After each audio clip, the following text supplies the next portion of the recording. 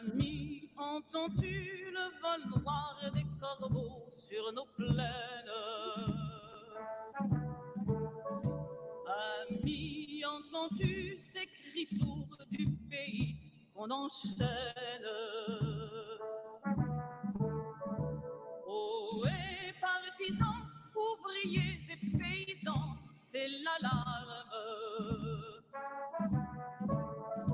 Ce soir, l'ennemi connaîtra le prix du sang et des larmes.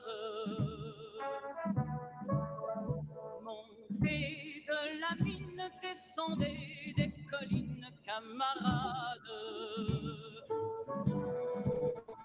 Sortez de la paille, les fusils, la mitraille, les grenades. Oh, et les tueurs à la balle et au couteau, tu évites. Oh, et saboteur, attention à ton fardeau, dynamite.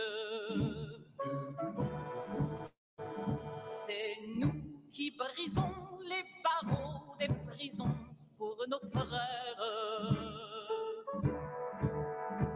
La haine à nos trousses et la faim qui nous pousse la misère. Il y a des pays où les gens creux des lits font des rêves. Ici, nous vois-tu, nous on marche et nous on tue, nous on crève. Ici, chacun sait ce qu'il veut, ce qu'il fait quand il passe. Ami, si tu tombes, un ami sort de l'ombre à ta place. Demain, du sang noir séchera au grand soleil sur les routes.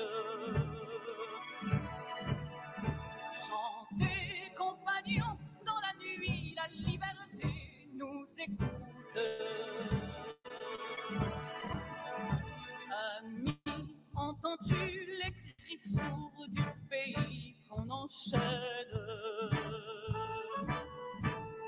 Ami, entends-tu le vol noir des corbeaux sur nos plaines?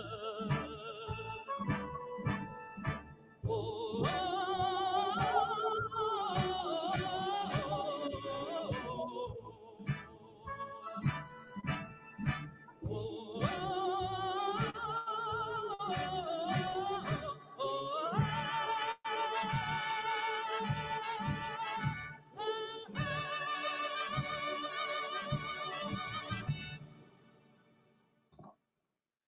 Bonjour les amis, vous êtes avec les Gilets jaunes constituants du 91. Vous êtes la résistance et nous sommes aujourd'hui avec Valérie Bugeaud. Madame Valérie Bugeaud, merci de cet entretien. Merci beaucoup Mishka, merci aux Gilets jaunes constituants. Nous sommes aussi avec en régie Seb et Max. Qui gère tout ce qui est back-office, c'est-à-dire les slides et le StreamYard. Max, que vous retrouverez dans les prochaines émissions à la technique. Voilà, bonjour Seb, bonjour Max. Bonjour à tous, bonjour Mishka, bonjour Valérie. Bonjour Valérie, bonjour Mishka. Alors, sur StreamYard, hein, c'est un classique, dès qu'on parle pas, on coupe le micro pour éviter l'effet Larsen. Je vais me permettre de dérouler le plan de l'entretien de ce live avec en première partie présentation de Madame Valérie Bugeaud et de son travail et des ouvrages qu'elle a publiés. La deuxième partie, c'est un récapitulatif de la situation sanitaire et des différents scandales qui ont lieu actuellement. La troisième partie, c'est la gestion politique des masses par la peur et le chaos. Donc, on reviendra effectivement sur ce management par le chaos, un classique. La quatrième partie sera nous sommes sortis du droit et on demandera à Madame Bugot, qui est docteur en droit de la faculté de Paris 1 Sorbonne, pourquoi nous sommes sortis du droit. Cinquième partie, les formations juridiques, médicales et toutes les sciences ont été abandonnées à la volonté des forces financières, ce qui explique peut-être pourquoi on est sorti du droit. Donc ça, c'est la cinquième partie. La sixième partie, c'est les structures profondes de la société qui ont été volontairement désorganisées depuis la fin de De Gaulle, avec une accélération sur les 10 dernières années, y compris au niveau universitaire. Et donc, on reviendra là-dessus. C'est sixième partie, donc. Septième partie, malheureusement, la certitude du prochain chaos économique et le reset monétaire, la remise à zéro monétaire. Donc ça, c'est la septième partie. Et puis, la huitième partie, les questions en suspens. Est-ce que la pandémie était plus ou moins prévue par les élites financières qui nous dirigent? Donc, il y a quand même des sources là-dessus, des simulations qui avaient été faites. Il y a des choses qui sont sorties sur Bill Gates, entre autres. Donc, il y a pas mal de questions en suspens. Il y a même The Economist de 2019 qui nous montrait la tête d'un pangolin dans un coin. Donc, c'est peut-être pas anodin tout ça.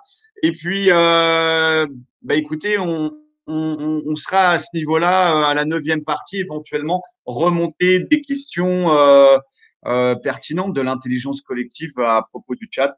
Donc, les amis, n'hésitez pas à mettre vos questions de telle sorte que Madame Bugot puisse à la fin y répondre.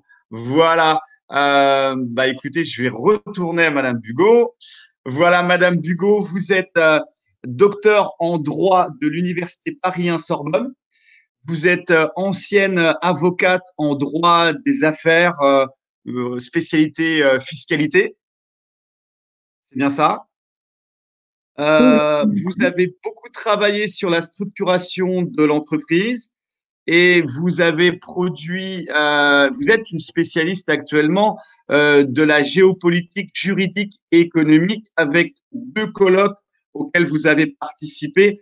Un colloque au Liban, à Beyrouth, organisé par New Horizon et qui était un appel à un forum mondial sur la réforme monétaire. Et puis un autre colloque international à Chistino en Moldavie, en Europe de l'Est, dont le thème était le libéralisme et ses alternatives pour le 21e siècle, contribution à la 4e théorie économique. Vous êtes aussi auteur d'ouvrages, l'ouvrage, j'allais dire par lequel on vous connaît, c'est les raisons cachées du désordre mondial. Analyse de géopolitique économique, juridique et monétaire, ce gros livre rouge, mine d'informations, tant historiques que juridiques, sur les causes du désordre. Alors, vous appelez ça désordre, nous, sur les ronds-points, on dirait merdier, du merdier dans lequel on vit, dans lequel on a été projeté. Vous avez aussi publié Demain dès l'aube, le renouveau. Est-ce que, Max, tu pourrais mettre en slide, partager en slide les images de ces ouvrages, s'il te plaît? Ok, pas de nouvelles de la technique, si. Ok, Mishka. Voilà. J'en partage les un. raisons cachées du désordre mondial. On avait fait avec Elias une petite vidéo sur cet ouvrage-là. Vraiment intéressant comme ouvrage. Le deuxième, c'est Demain dès l'aube, le renouveau. Donc là, on est sur la géopolitique. Le troisième ouvrage, La nouvelle entreprise, nouvelle théorie de l'entreprise, avec une vision qui est finalement, alors là c'est mon interprétation, mais c'est très proche de la continuité de la vision de Gaulle, de l'équilibre entre le capital et puis l'apport par l'intelligence et la force de travail dans la création de richesse au niveau participation et puis surtout rôle de l'entreprise dans la société avec ce postulat que il y a un rôle politique très fort des sociétés. Alors, on ne parle pas du kebab du coin, hein. On parle des multinationales qui modifient les lois, les ordonnances et puis les réglementations à leur avantage. Et tout ça, c'est maintenu par un anonymat des capitaux. Donc, bah voilà, ça, c'est ce que vous avez repris aussi au niveau de votre ouvrage Les raisons cachées du désordre mondial, avec toute l'analyse sur les paradis fiscaux. Donc, véritablement, c'est des ouvrages qui m'ont passionné et que je vous conseille. Le quatrième ouvrage, c'est du nouvel esprit des lois et de la monnaie, où bah là, vous faites une analyse en profondeur de tous les systèmes du système monétaire et comment ce système monétaire gère l'économie et puis la politique. Hein. Là, c'est la victoire de l'économique sur le politique au sens noble du terme. Donc, et là, ça nous amène dans le mur. C'est véritablement d'actualité. Donc, repenser l'économie et repenser la monnaie aussi, sur quelle base euh, cet, euh, cet étalon de valeur peut être basé. Donc, plein de réflexions très intéressantes qui permettent de sortir en fait de nos biais cognitifs, de nos biais de normalité et finalement de prendre un petit peu de hauteur par rapport à la situation actuelle. Voilà, ça c'était la première partie. J'espère que j'ai rien oublié, Madame Bigot. Non, non, c'est à peu près juste. Simplement, le forum New Horizon n'était pas consacré à la monnaie. C'est à la fin du forum, j'ai fait un appel à une réforme monétaire internationale, mais c'était personnel. D'autres intervenants parlaient d'autre chose. Alors, on est en situation un petit peu anxiogène, tout le monde est confiné. C'est quand même assez étonnant dans l'histoire de l'humanité. Ils confinent des gens qui ne sont pas atteints de maladie. C'est l'opposé de la quarantaine, parce que la quarantaine, on confine des gens qui ont la maladie, et on pense par exemple, la quarantaine, c'est 40 jours, hein, c'était à Venise. Les personnes qu'on suspectait d'avoir une maladie, on les enfermait pendant 40 jours. Et là, on enferme tout le monde. L'opposé de la quarantaine, c'est pour vous, c'est une nouveauté dans l'histoire humaine. C'est enfermer la moitié de l'humanité en bonne santé, plomber l'économie. On est plus de 3,5 milliards enfermés en ce moment. Comment vous voyez les choses? Juste en introduction, hein, parce qu'on est tous en confinement. Oui, j'ai écouté une vidéo du professeur Didier Raoult qui disait que, en fait, cette histoire de confinement, les dernières expériences remontaient au Moyen-Âge et qu'elles n'avaient pas marché. Donc, j'invite tout le monde à s'intéresser de très près aux vidéos du professeur Raoult, qui sont extrêmement instructives et surtout sur l'état sanitaire, les causes, les conséquences et également le contexte. Donc, personnellement, je ne pense pas que, si vous voulez, le confinement nous est imposé en raison des carences du système sanitaire actuel que l'on connaît. Alors, évidemment, bizarrement, ces carences n'existent pas qu'en France, mais dans beaucoup d'autres pays. En réalité, bon, c'est vrai que ça paraît quand même un peu surjoué, étant donné qu'en arrière-plan se joue également toute la pérennité de l'économie et de la monnaie. Donc, si vous voulez, il y a une disproportion entre la maladie que l'on connaît, le virus du coronavirus, qui n'est quand même pas la peste noire, et ce confinement généralisé qui va mettre à plat toutes les économies locales et également qui va rebattre les cartes de l'économie mondiale. Madame Bugot, vous, comment vous le vivez À titre personnel, ce confinement, ça change les habitudes de beaucoup de monde. On a tous eu nos habitudes bouleversées. On repasse sur une nouvelle normalité. Comment ça se passe, le confinement? Le confinement est globalement anxiogène pour tout le monde, hein. Ne serait-ce que quand on va faire ses courses, faire attention à pas s'approcher des gens à plus d'un mètre ou 1,50 m. Enfin, c'est la promiscuité quotidienne.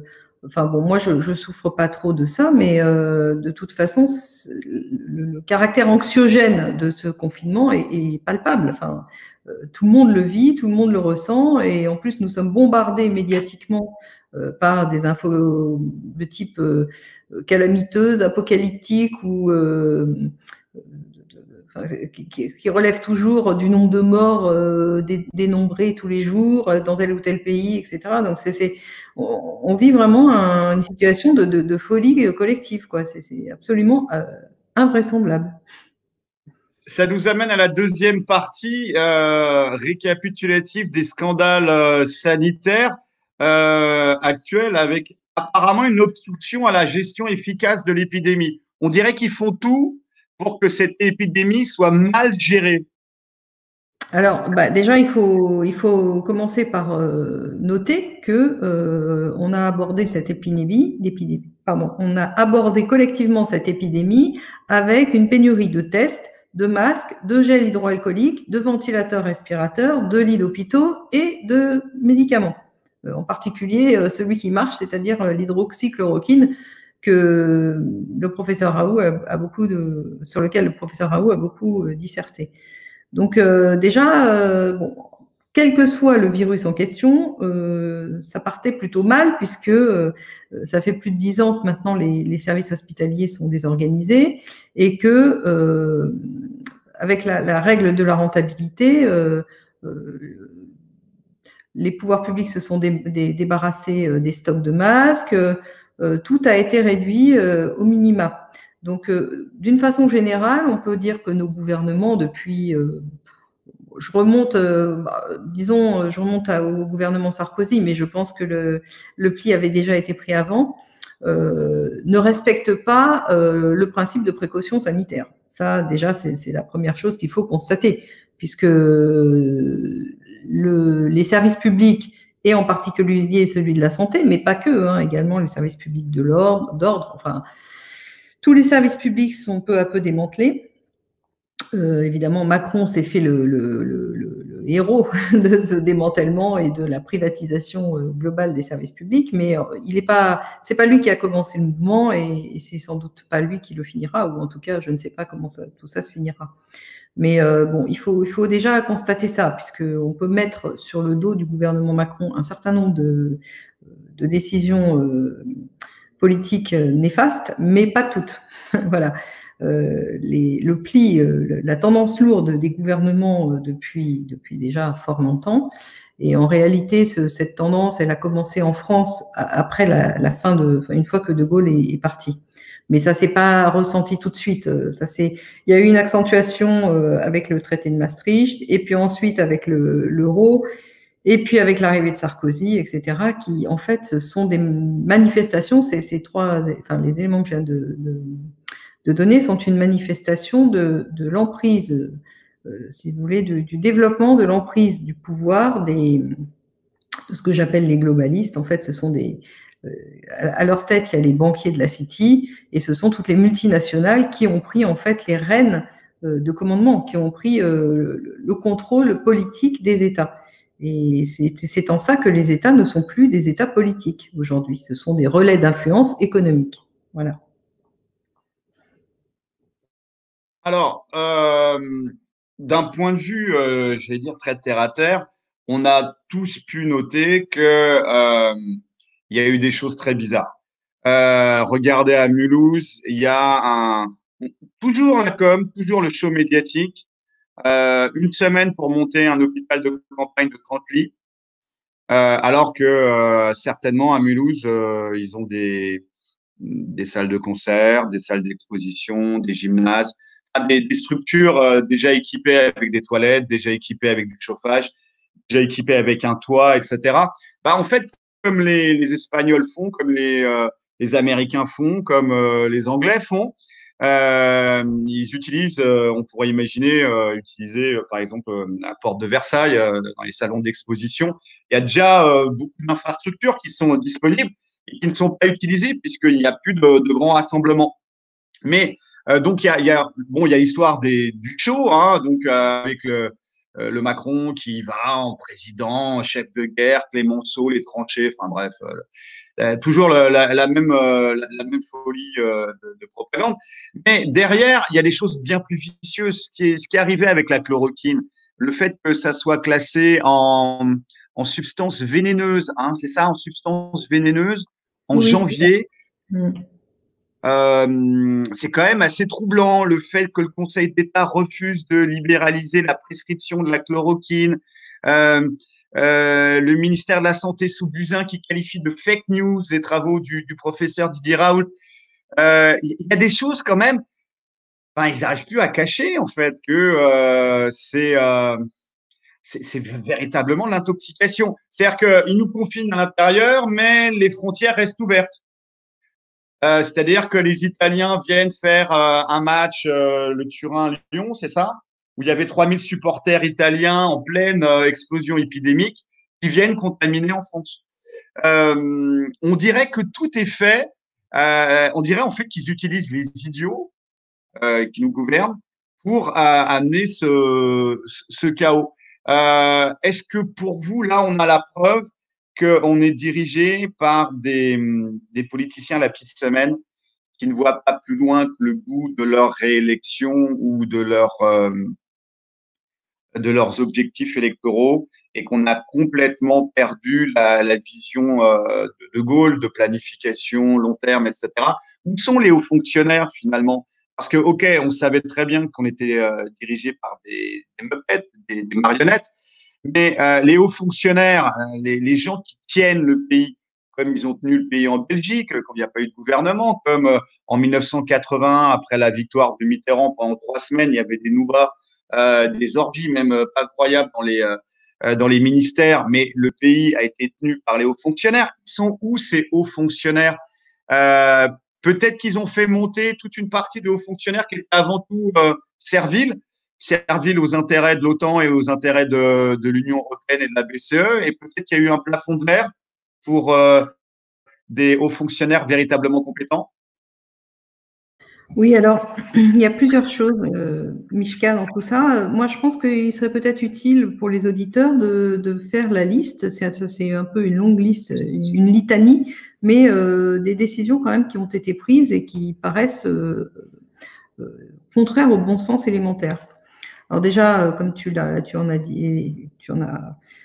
détaillé certaines, il y a le refus du gouvernement de fermer les frontières tout en imposant un confinement très dur à la population à l'intérieur. Il y a le fait que les migrants, contrairement aux locaux, enfin aux Français établis, ne sont pas confinés. La liberté de circulation de l'armée américaine, le territoire européen vient de recevoir 30 000 hommes, 30 000 GI américains. Donc ces GI, je rappelle quand même que les Chinois les ont accusés d'avoir véhiculé le coronavirus sur le territoire chinois. Donc tout ça pendant le confinement. Excusez-moi, Madame Bugot, juste une petite incise. Les Américains, les GI, là, viendraient en Europe pour tester la logistique et le transfert de chars lourds, etc., à travers les pays membres de l'OTAN. Et ils ont été en Chine au niveau de Jeux olympiques militaires, hein, c'est bien ça? Pour ce qui est de la Chine, les Jeux olympiques, enfin les Jeux militaires, oui. Pour ce qui est de leur présence et de leur activité sur le territoire européen, je ne m'avancerai pas parce que je ne sais pas.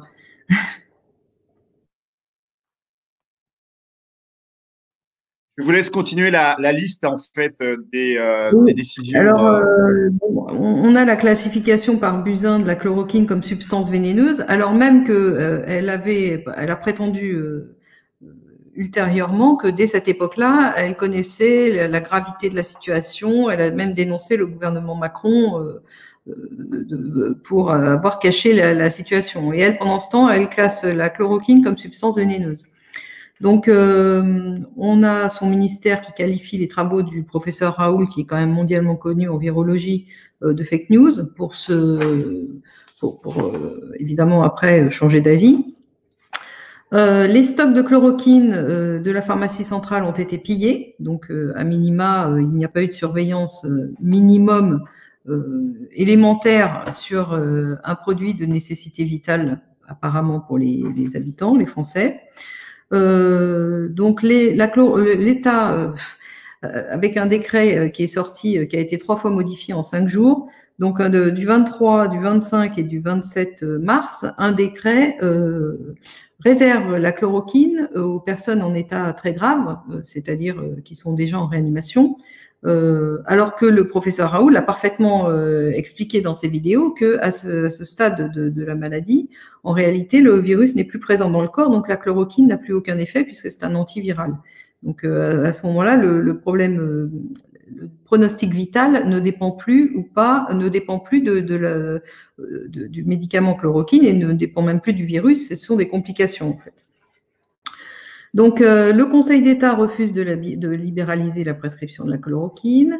Un collectif d'hôpitaux et de cliniques privées a proposé des lits et l'État n'a pas répondu, puisqu'il y a une pénurie de lits, on l'a dit au début.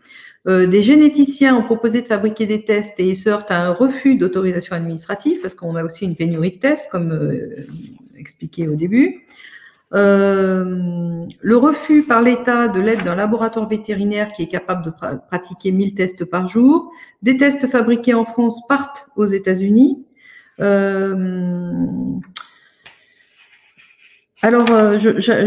Effectivement, récemment, on a vu que le collectif C19, qui a porté plainte contre Buzyn et Philippe, réclame désormais la publication des contrats de commande de masques et de tests qu'aurait passé l'État depuis 3 mois. Donc, c'est assez sérieux ce bras de fer qui a lieu en ce moment entre le gouvernement et le personnel de santé. Buzyn, qui savait déjà tout puisqu'elle nous l'avait bien expliqué, n'a pas non plus, avant de partir, estimé utile de passer des commandes de masques. C'est son successeur Véran qui le fera. Le RGPD, qui nous vient d'Union européenne, n'a pas estimé nécessaire de passer commande. Pardon, je me suis trompée. Le RGPD complique la distribution de masques au personnel de santé. La liquidation des stocks de masques par Bertrand, ça a commencé dès 2011 avec un tournant en 2013 sous Marisol Touraine, qui transfère au système hospitalier la gestion des stocks de masques. Donc en réalité, ça ne dépend plus maintenant d'une décision gouvernementale, mais de chaque entité hospitalière, sachant que chaque entité hospitalière a des règles budgétaires qui sont imposées là, par contre, par le gouvernement central, extrêmement rigoristes. Donc on voit bien que, évidemment, s'ils doivent gérer les stocks, ils vont faire des stocks à minima. C'est ce qui s'est passé.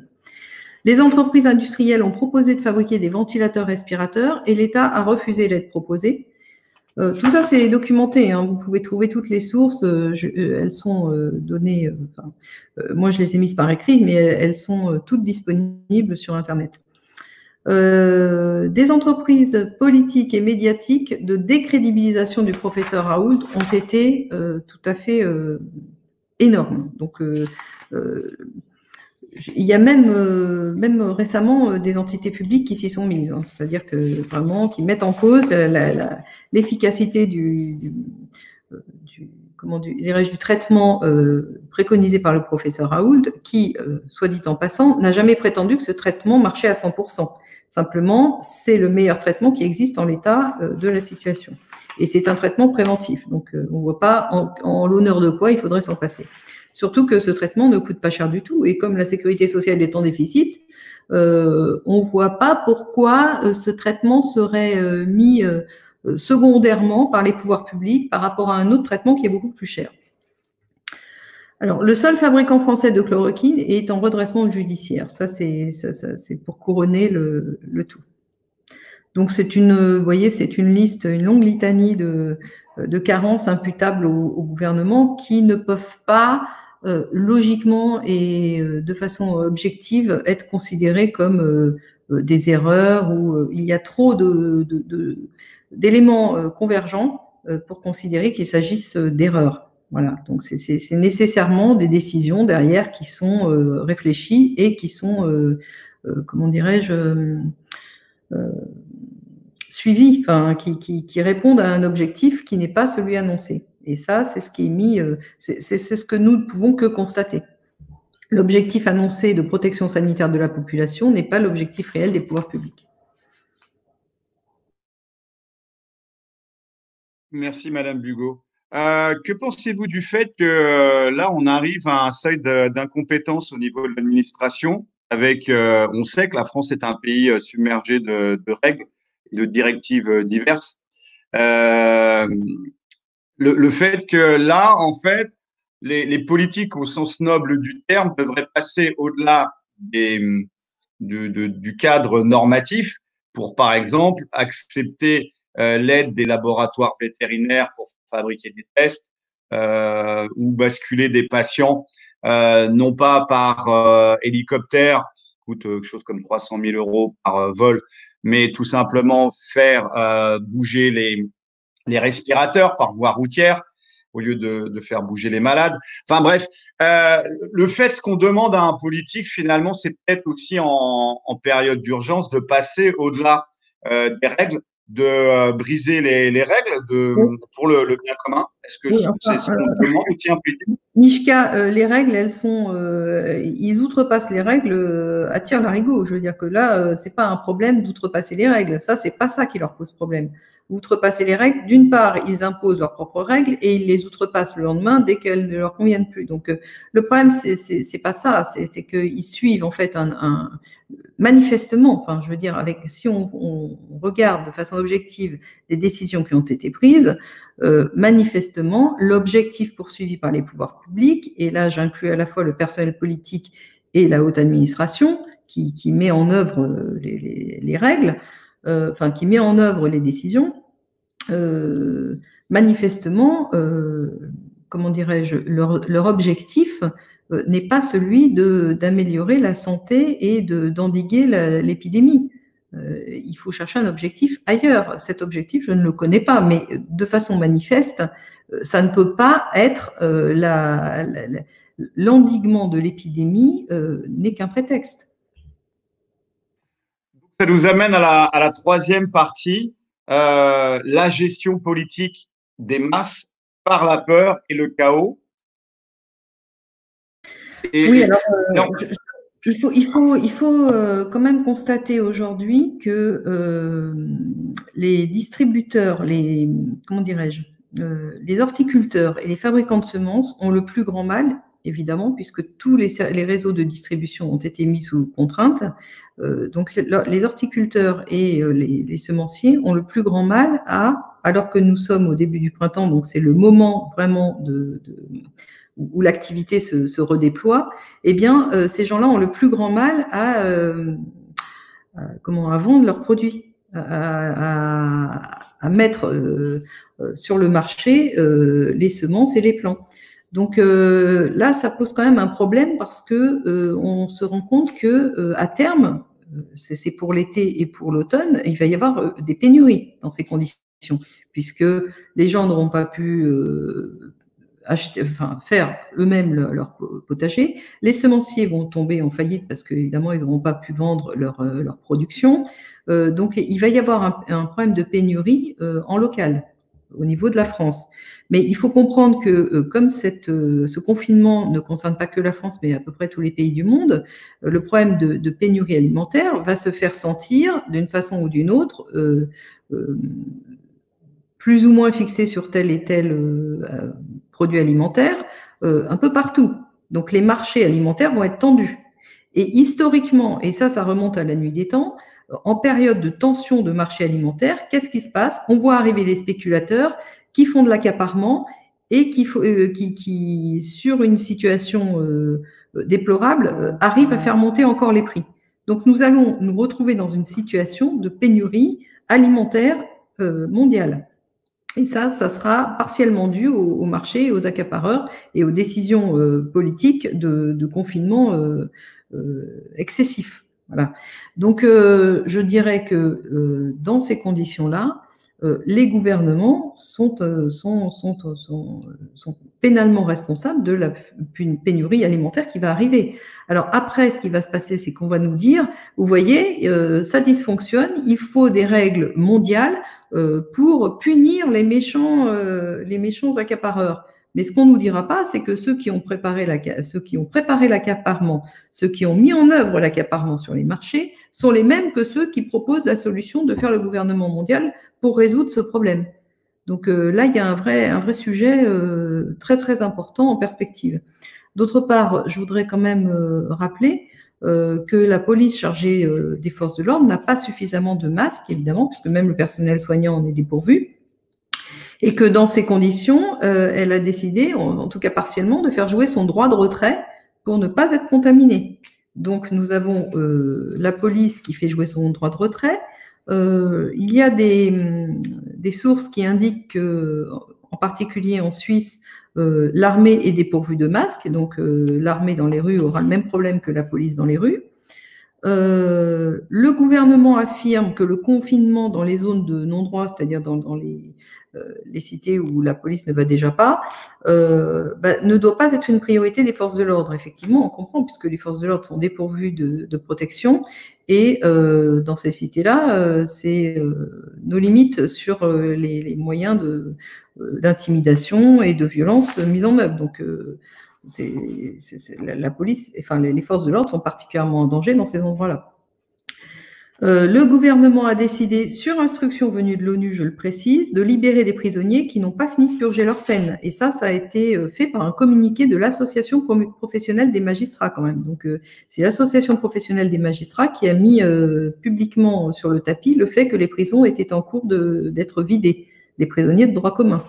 Donc on se demande pourquoi vider les prisons des prisonniers de droit commun, certainement pour y mettre des gens qui n'ont pas, qui ont outrepassé leur heure de promenade quotidienne, ou qui ont dépassé leur périmètre de sortie autorisée, ou qui ont oublié plusieurs fois leur laisser-passer en allant faire leurs courses.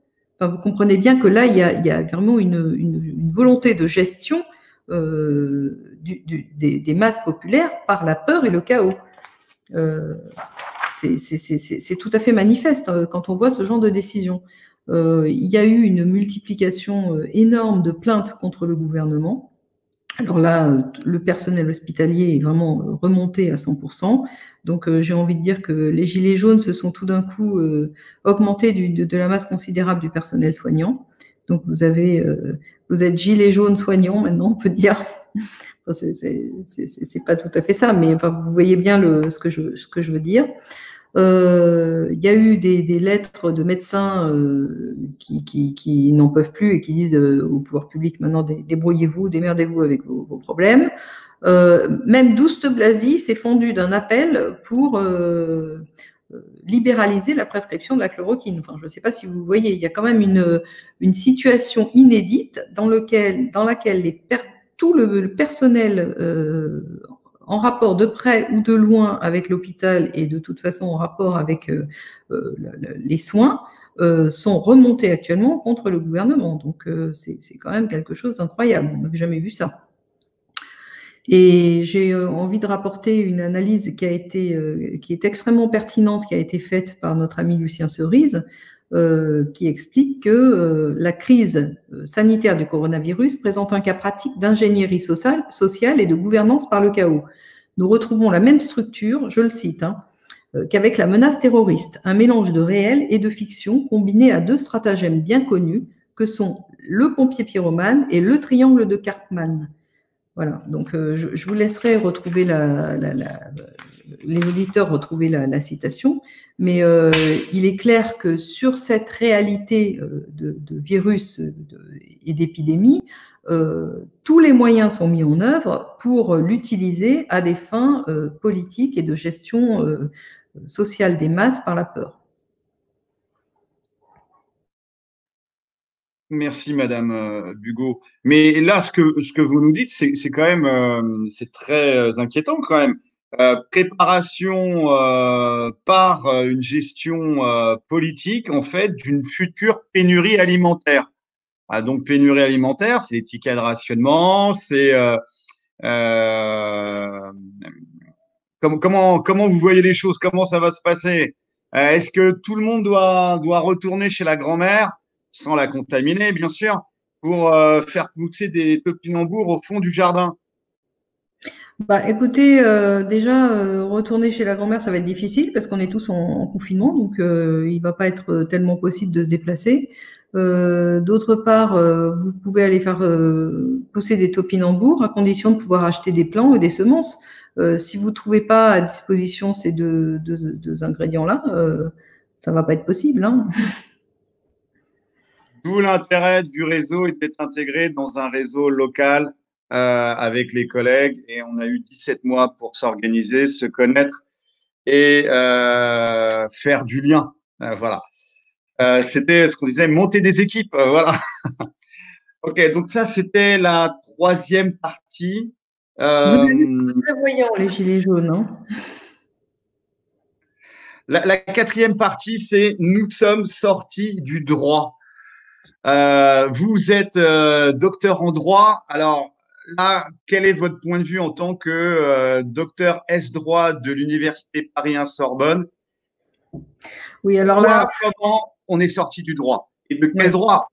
les développements pourraient durer une journée, c'est-à-dire que c'est énorme. On peut remonter à plein de choses, mais je vais juste me concentrer sur l'histoire actuelle de l'épidémie de coronavirus et rappeler quand même un principe élémentaire, un principe que je vais appeler de droit naturel élémentaire, c'est que ceux qui sont chargés de financer, la main qui donne est au-dessus de celle qui reçoit. Ceux qui financent décident.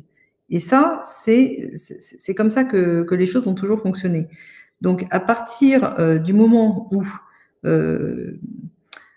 si vous voulez, les États ont abandonné la création monétaire dans les mains des banquiers privés, ils ont de facto, et ça ne s'est pas vu tout de suite, mais ils ont perdu les manettes de commande en réalité. Ils sont devenus des faire-valoir, ils sont devenus des relais d'influence, mais ils ont perdu la capacité politique de commander. Donc ça, il faut quand même le rappeler. Je rappelle aussi que au début des années 70, ce qu'on appelait à l'époque l'économie politique s'est transformé brutalement d'une rentrée universitaire, enfin d'une année universitaire à la rentrée qui a suivi, en sciences économiques. Et ces sciences économiques ont été désormais fondées sur des modèles mathématiques. Ça a été une façon, si vous voulez, de confondre, en fait, de fusionner les sciences qu'on appelait humaines, les sciences sociales au sens large, hein, les sciences humaines avec les sciences dures.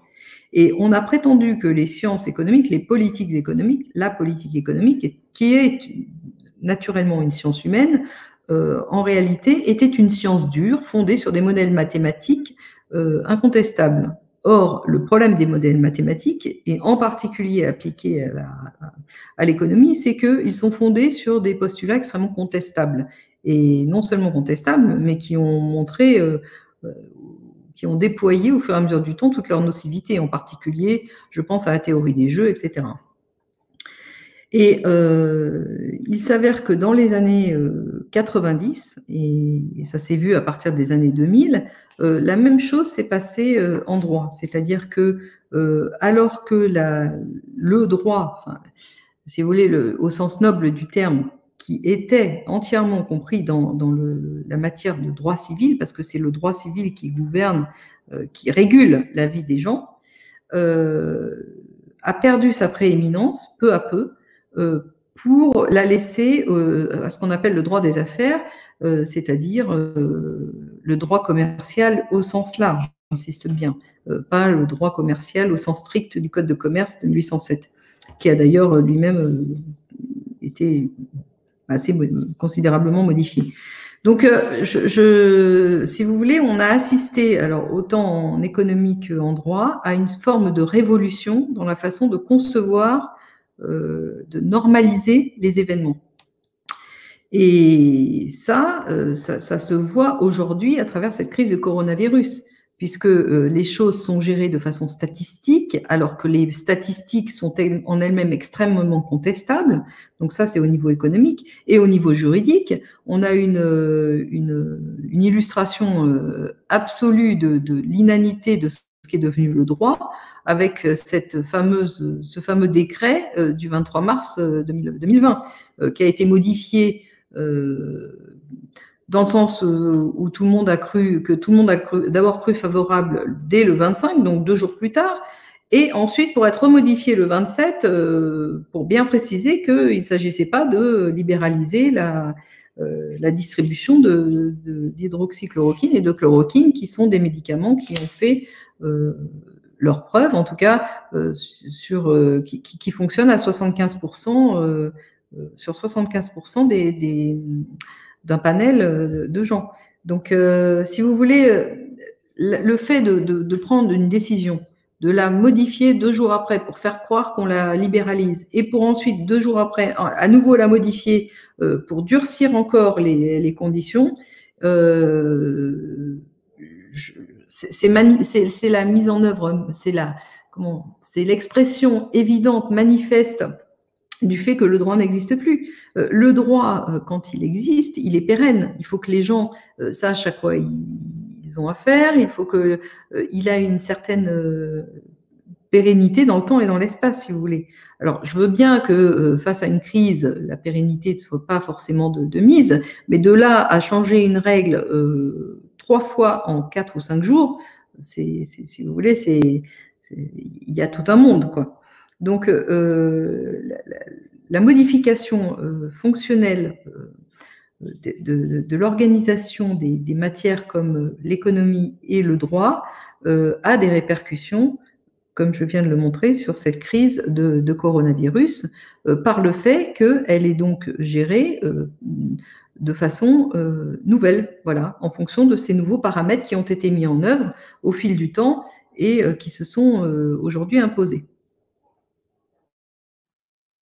Madame Bugeaud, donc là, merci pour tout ce partage d'informations, de connaissances, d'expériences. Là, on réarme notre intelligence. C'est quelque chose que l'on peut faire même en confinement. Donc, réarmons notre intelligence. Mais ce qu'on demande au droit à la base, d'un point de vue concept, c'est quoi? C'est de réguler la société.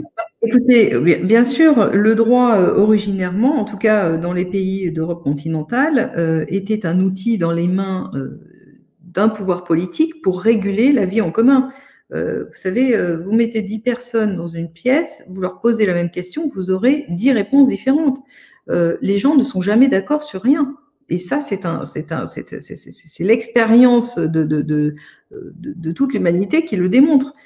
Pour mettre des gens d'accord, il faut organiser les choses, il faut prévoir des régulations que les gens accepteront, puisque si vous imposez des règles qui sont trop contraires je dirais, à la volonté des populations sur lesquelles elles doivent s'appliquer, ces règles ne seront pas mises en œuvre, elles resteront des règles mortes. Donc, en réalité, c'est pour ça que le droit est une science humaine. Le droit, c'est vraiment l'art et la manière, en tenant compte des expériences du passé, de savoir organiser au mieux dans une société la vie en commun. Et qu'est-ce qui fait la différence entre cette vision du droit, que vous appelez donc droit continental, c'est bien ça, et le droit anglo-saxon? Le droit anglo-saxon, j'ai beaucoup écrit là-dessus. Alors, j'invite les auditeurs à aller lire tout ce que j'ai écrit. Mais il faut comprendre que le droit anglo-saxon, depuis Olivier Cromwell, en fait, depuis 1531, c'est depuis que le roi a rompu, a pris le contrôle total du pouvoir, depuis que le roi anglais a pris le pouvoir le contrôle du pouvoir spirituel, en fait, le droit anglais est au service des puissants. Et au départ, c'était des puissances temporelles qui étaient évidemment les grands seigneurs et la royauté. Mais à partir d'Olivier Cromwell, le pouvoir financier a pris plus d'importance en Angleterre et est devenu prééminent. Et donc, naturellement, le droit est resté au service des puissants. Les puissants ont changé, mais le droit est resté un instrument au service des dominants financiers. Donc aujourd'hui, et depuis cette époque d'Olivier Cromwell, le droit anglais est un instrument au service des puissances financières. Et aujourd'hui, les puissances financières sont dominantes dans le monde entier. Donc, il est assez logique de considérer que c'est la raison principale pour laquelle le droit anglo-saxon est hégémonique dans le monde entier. C'est lui qui a régulé toutes les relations internationales, c'est lui qui est à l'œuvre dans toutes les propositions de traités, etc., et dans la façon dont le commerce et les échanges sont appréhendés au niveau international. Pour rebondir sur ce que vous avez dit par rapport au pouvoir temporel et spirituel, dans toutes les sociétés humaines, il y a toujours eu une séparation entre le pouvoir temporel, les seigneurs de guerre, etc., qui allaient devenir l'aristocratie, et puis les chamans qui allaient devenir les prêtres, les druides, etc. Il y a toujours eu cet équilibre, en fait, des pouvoirs. Et ce que vous nous dites, c'est qu'à un moment, il y a eu cette fusion. Et donc, il y a eu cette fin de l'équilibre. Et là, on arriverait jusqu'au bout de ce déséquilibre avec le chaos actuel. Vous m'entendez?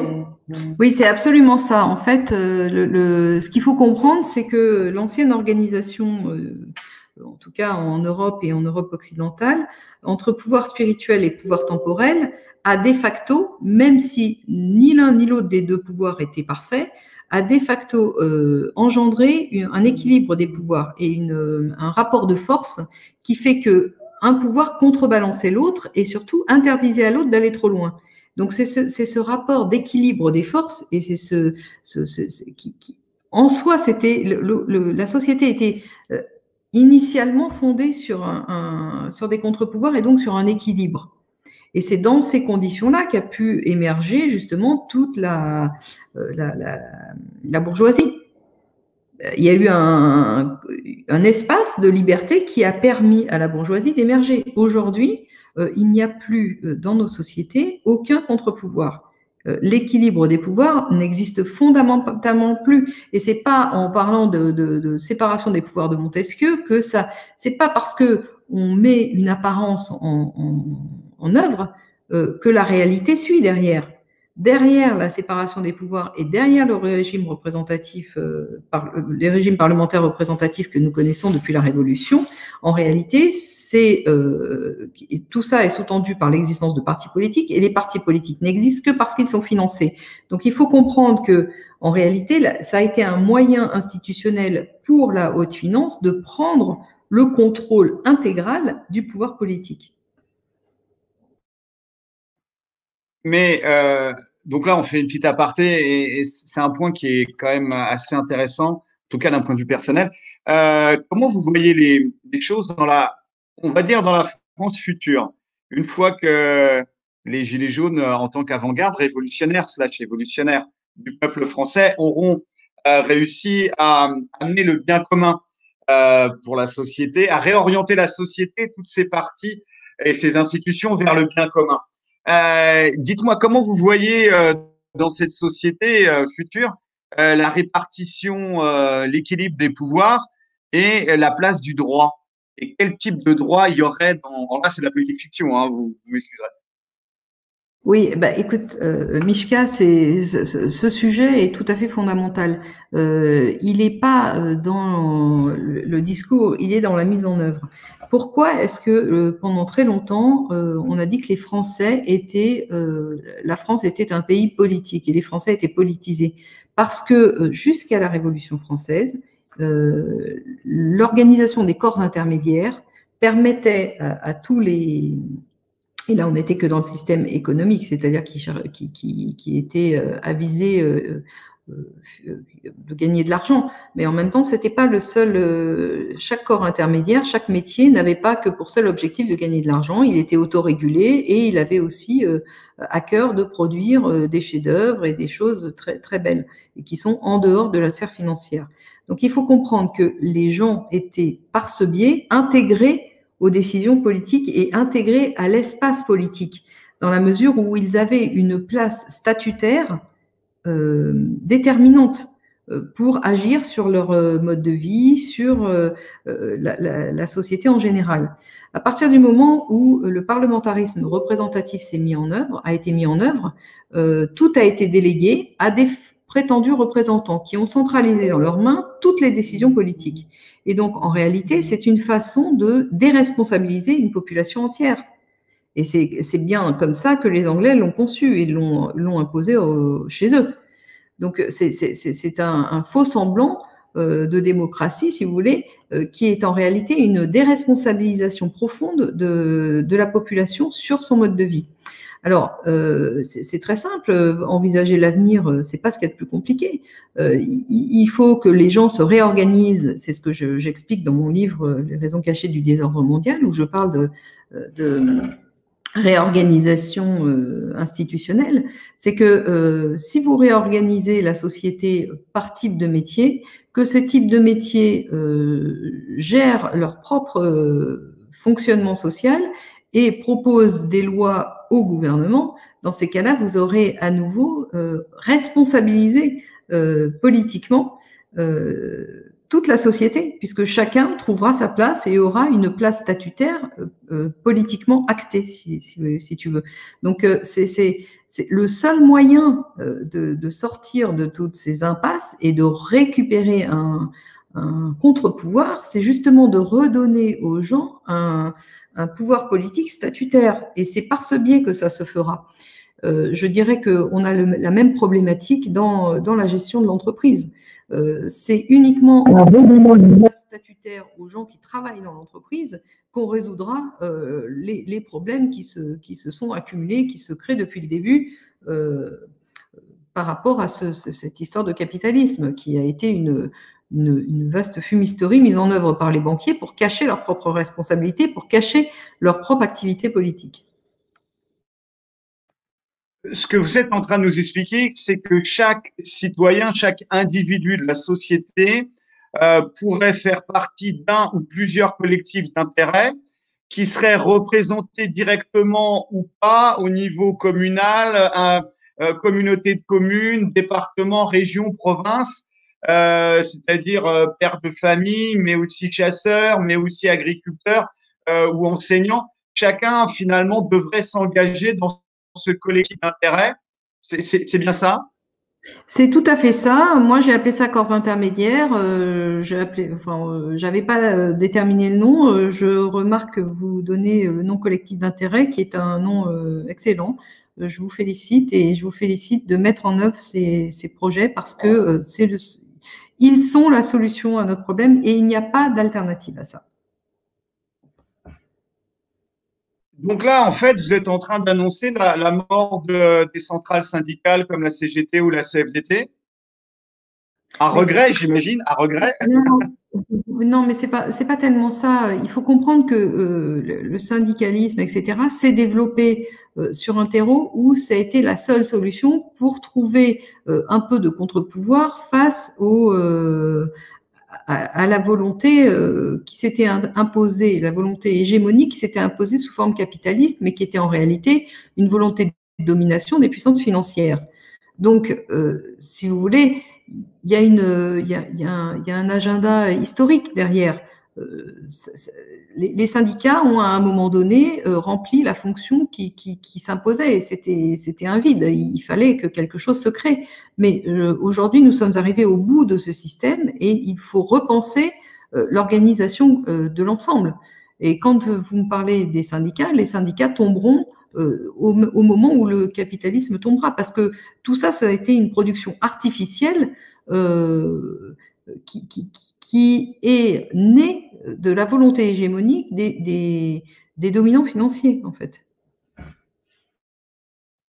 Madame Bugeaud, vous nous annoncez, c'est compliqué, c'est dur hein, de vous suivre parce qu'il y a tellement de concepts, c'est vraiment compliqué. Vous êtes en train de nous annoncer que le capitalisme, comme on le connaît, est amené à sa fin. Mais on parle de quoi? Du libéralisme, du capitalisme de connivence, on n'est pas dans un modèle. Mishka, il faut comprendre que tout est lié. L'organisation politique et l'organisation économique et juridique sont liées des États et au niveau international.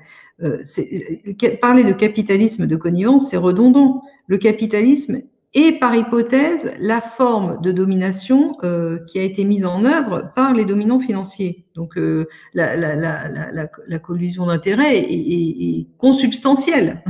J'ai envie de dire, au principe même du capitalisme, de la même façon qu'il est consubstantiel au principe même de la République sous forme de parlementarisme représentatif. Il faut revenir toujours à la source des choses. Moi, j'invite les gens, peut-être que je ne m'exprime pas suffisamment clairement, mais j'invite les auditeurs à aller lire d'un peu plus près tout ce que j'ai écrit, parce que vous allez trouver là les fondamentaux, les racines profondes des problèmes auxquels nous sommes aujourd'hui confrontés. Et on n'est pas confronté à un problème de capitalisme, on est confronté à un problème d'hégémonie et de dominance, de domination hégémonique des principaux propriétaires de capitaux, des dominants économiques. C'est ça notre problème. C'est un problème de pouvoir hégémonique. C'est à ça qu'on est confronté. Le capitalisme a été développé par ces gens-là pour se rendre anonymes et pour pouvoir réaliser le maximum d'accaparement sans qu'on puisse les mettre en cause. Comprenez bien que l'anonymat est consubstantiel à tout ce système de corruption généralisée. Donc, dans les Gilets jaunes, il y a des collègues qu'on connaît, mais ça doit être sur tous les ronds-points. On a beaucoup de collègues qui sont petits entrepreneurs, auto-entrepreneurs ou artisans, etc.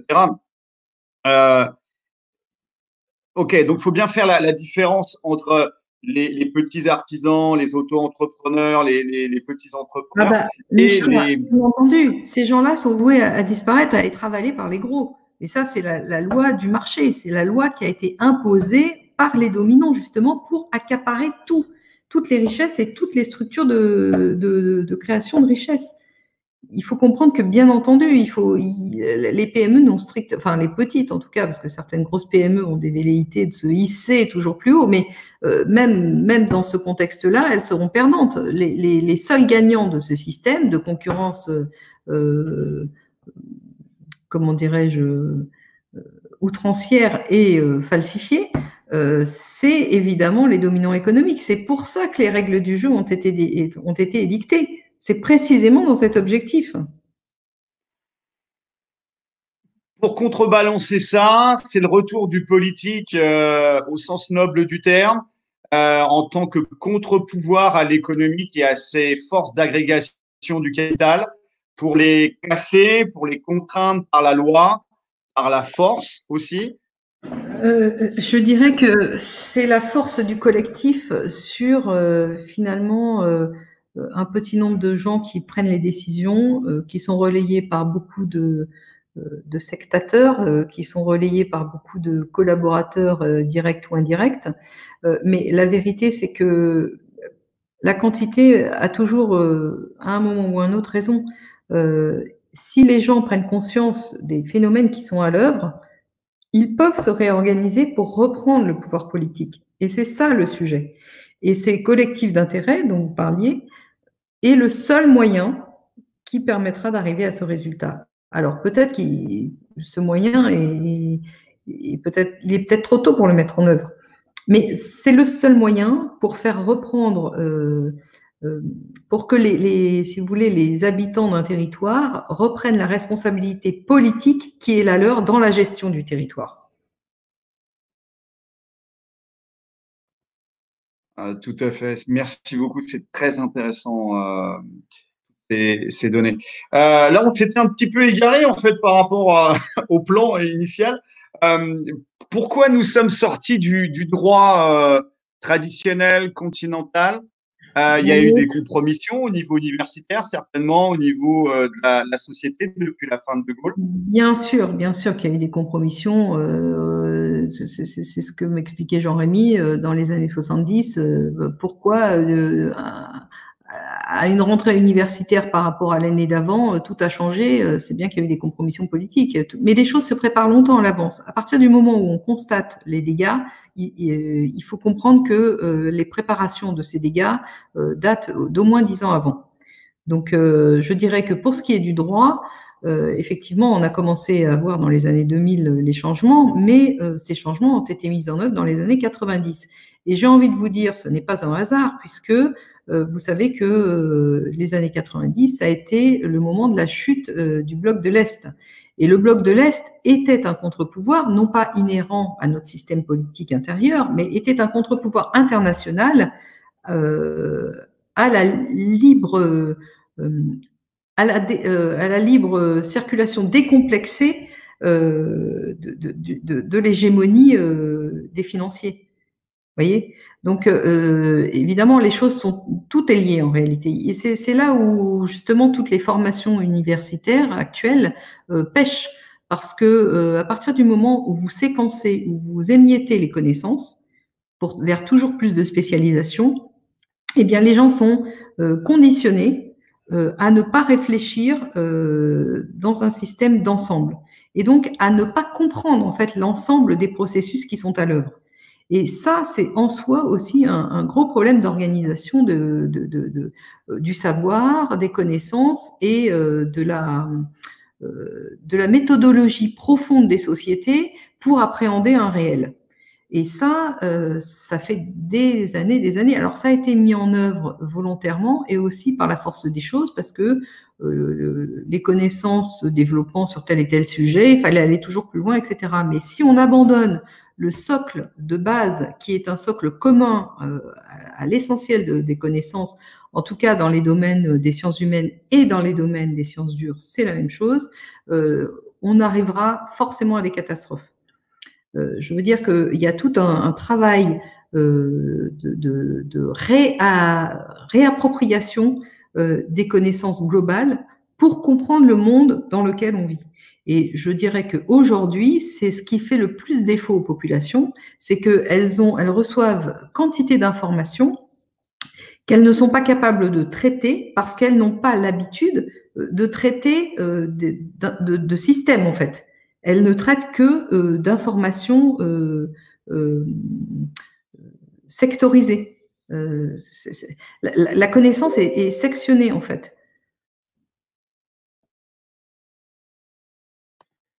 Et ça c'est dans le domaine juridique, mais aussi dans le domaine médical et tous les domaines. Excuse-moi, je voulais dire, oui, bien sûr, dans le domaine médical, les médecins, aujourd'hui, c'est des garagistes. Enfin, il y en a un qui répare les pneus, l'autre qui s'occupe d'autres choses, mais il n'y a pas tellement de vue d'ensemble.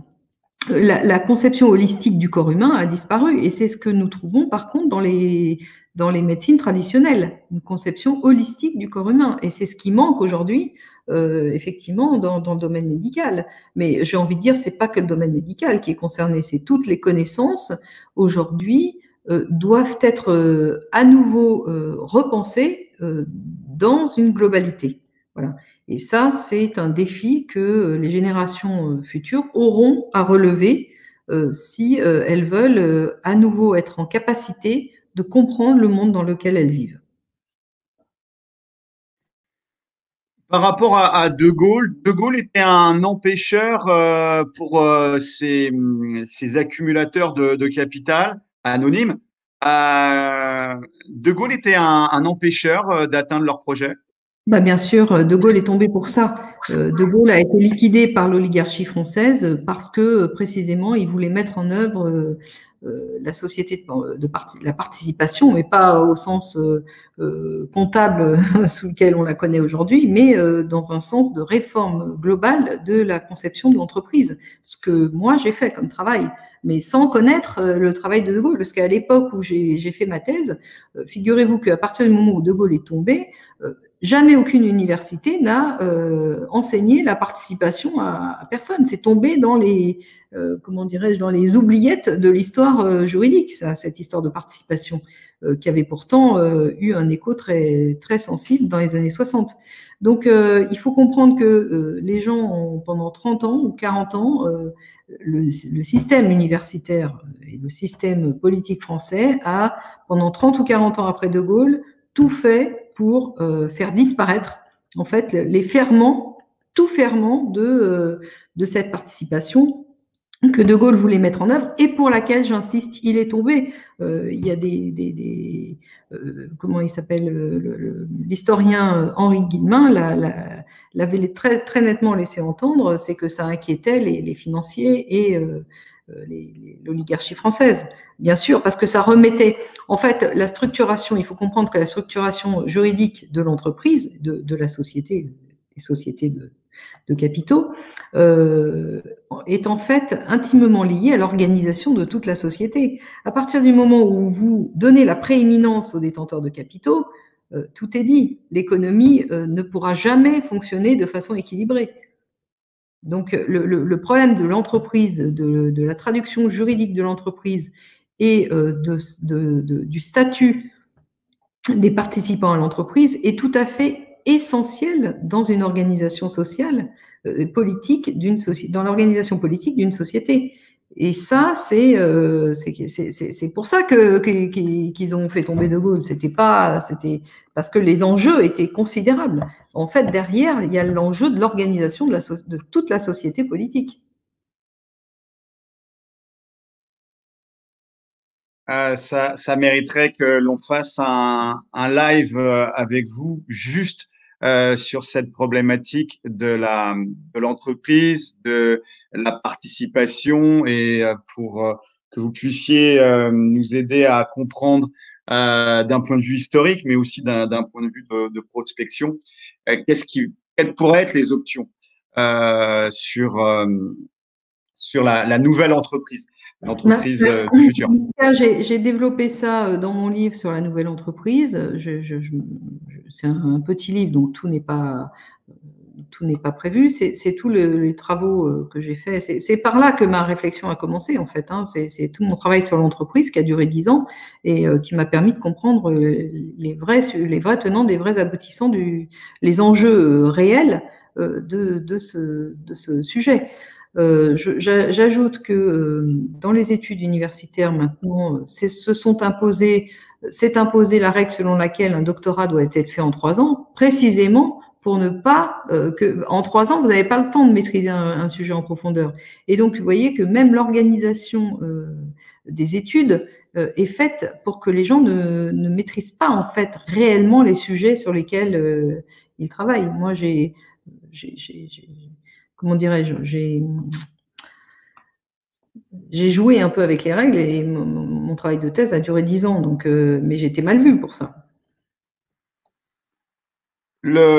Cette désorganisation a été voulue et elle a été appliquée au niveau universitaire. Ça s'est accéléré sur les 10 dernières années, c'est ça? Non, enfin le système des doctorats en 3 ans, c'est depuis les années 2000 là, que ça s'est imposé. C'est le système anglais. En fait, on dit que c'est le système américain, mais c'est pas vrai. Enfin, le système licence, master et compagnie, c'est un système qui nous vient d'Amérique, mais qui initialement, à la fin du 19e siècle, venait d'Allemagne. Et c'est le système allemand qui s'est imposé aux États-Unis. Et les États-Unis nous l'ont renvoyé à nous. Mais en réalité, ce système d'organisation des études de façon très formelle et avec des doctorats qui ne dépassent pas 3 ans est tellement arrangeant, si vous voulez, pour ceux qui dominent le monde que ça ne pouvait que s'imposer finalement, puisque comme ceux qui dominent n'ont pas de contre-pouvoir, eh bien, c'est leur volonté qui prévaut dans tous les domaines.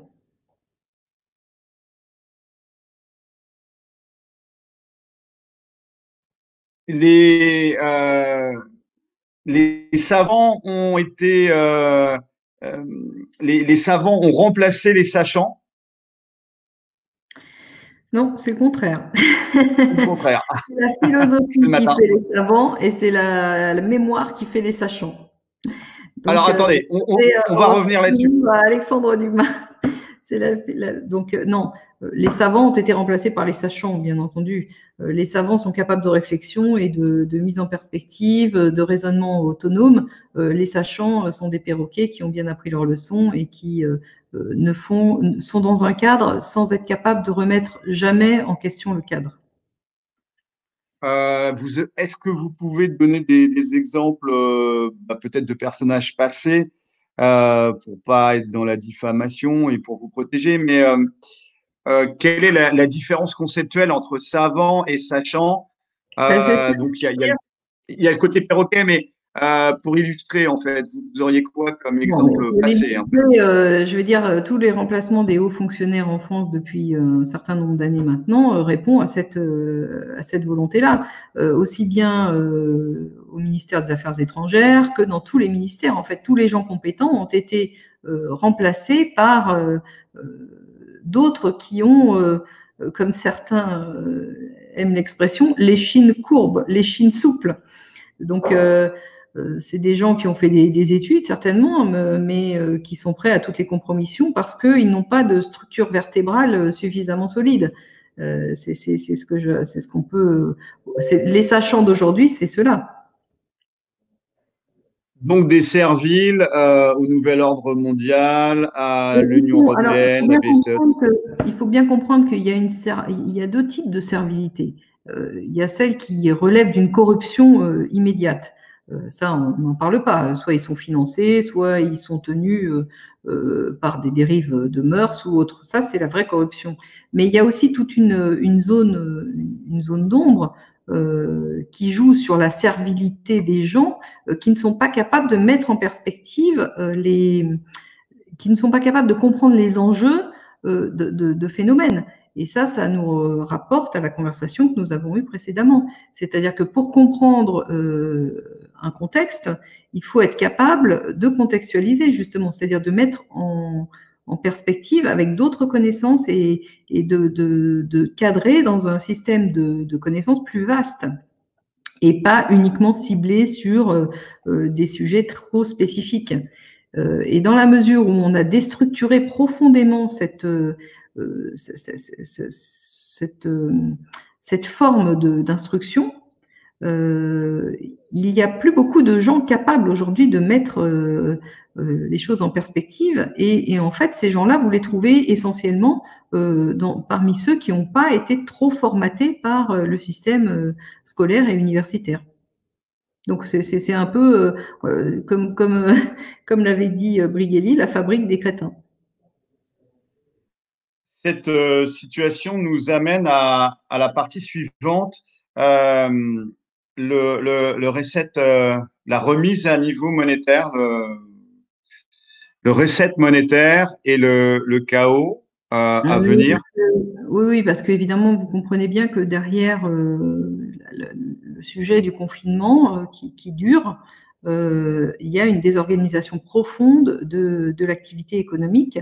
Cette désorganisation profonde ne va pas pouvoir se résoudre du jour au lendemain. Donc, on va avoir affaire à des problèmes monétaires, parce que vous savez que la monnaie et l'économie sont intimement liées. Et j'ajoute, pour contextualiser justement ce phénomène, que tout ça, cette crise du coronavirus, ces problèmes économiques et ces problèmes monétaires arrivent dans un contexte de changement de monnaie internationale. C'est-à-dire que jusqu'à présent, on a connu le dollar comme la monnaie de référence internationale. Ce dollar est arrivé à la fin de ses jours en tant que monnaie mondiale. Tout le monde est à peu près d'accord pour le faire tomber en tant que monnaie mondiale, sachant que depuis le début, la double casquette de monnaie locale et de monnaie mondiale est antinomique. Donc, de toute façon, à partir du moment où le dollar, et ça c'est arrivé à Bretton Woods, a pris le statut de monnaie mondiale, l'économie interne américaine était condamnée. Donc, ça veut dire que, de toute façon, cette double casquette de monnaie locale et mondiale n'était pas viable. Tout le monde le savait, c'était prévisible. Keynes l'avait d'ailleurs parfaitement élucidé en 1944.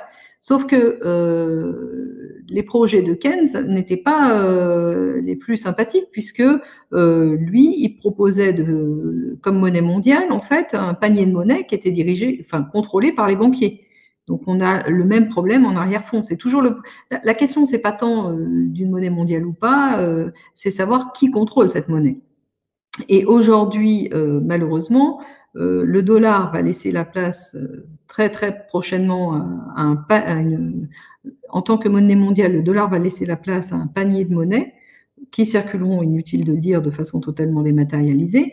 Et ce panier de monnaie sera géré par les instances bancaires, par celles qui contrôlent déjà aujourd'hui le FMI, la BRI, Banque des règlements internationaux, qui sont derrière la Banque mondiale. En fait, c'est ces puissances financières dont on parle depuis le début qui sont à la manœuvre pour le changement de monnaie mondiale. Et le dollar donc a vu deux échelons dans sa chute. Le premier échelon, c'est sa décorrélation avec le standard or, donc dans les années 70. Et le deuxième échelon, c'est la décorrélation avec le standard pétrole auquel nous sommes en train d'assister actuellement.